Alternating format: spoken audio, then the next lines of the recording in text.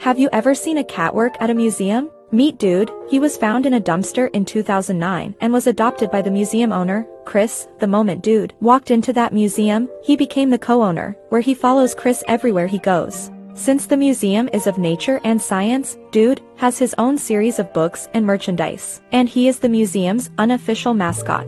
He is very popular there, people always ask about him, and some go there just to see him. Dude enjoys greeting the museum's employees, and everyone there loves him for that, which makes him the one who brings the museum community together. Subscribe.